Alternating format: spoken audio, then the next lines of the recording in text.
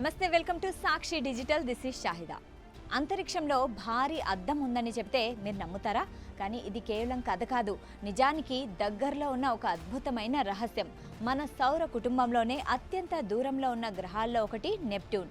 ఈ గ్రహం చుట్టూ కనిపిస్తున్న కొన్ని ప్రతిబింబాలు శాస్త్రవేత్తలను ఆశ్చర్యానికి గురి చేస్తున్నాయి.